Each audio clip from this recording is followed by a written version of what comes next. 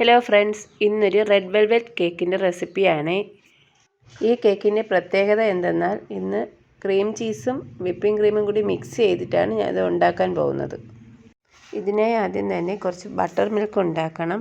അതിനായി കുറച്ച് പാലെടുത്ത് അതിലേക്ക് 1 സ്പൂൺ വിനാഗിരിയും ചേർത്ത് സൂപ്പർ ജെല്ലിൻ്റെ റെഡ് കളറും ചേർത്ത് മിക്സ് ചെയ്ത് മാറ്റി വയ്ക്കുക.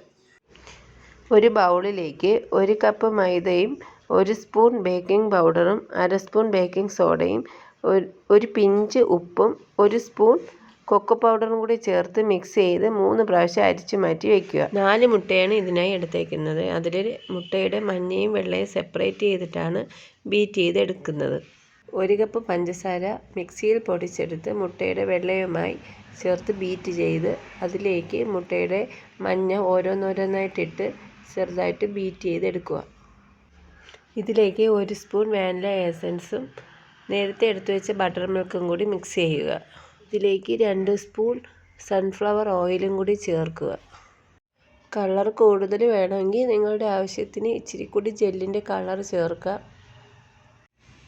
ഇനി ഡ്രൈ ഇൻഗ്രീഡിയൻസ് ആയിട്ടുള്ള മൈദ കുറേശ്ശെ ചേർത്ത് അതിനെ ഒന്ന് ചെറുതായിട്ട് ഫോൾഡ് ചെയ്ത് എടുക്കുക. സാവധാനത്തിൽ ഫോൾഡ് ചെയ്തെടുക്കണം, കുത്തിപ്പിടിച്ച് ഇളക്കരുത്.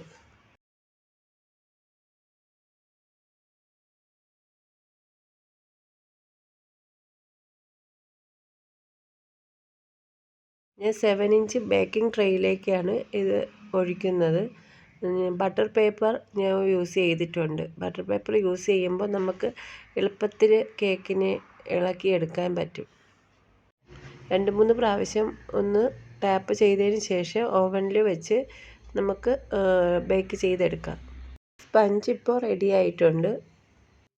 സോക്കിങ്ങിനായി മിൽക്കിലേക്ക് മിൽക്ക് മെയ്ഡും വിപ്പിംഗ് ക്രീമും കൂടി മിക്സ് ചെയ്താണ് എടുക്കുന്നത്. വിപ്പിംഗ് ക്രീമിലേക്ക് ക്രീം ചീസ് ചേർത്താണ് ക്രീം ഇതിലേക്ക് ഉപയോഗിച്ചേക്കുന്നത്.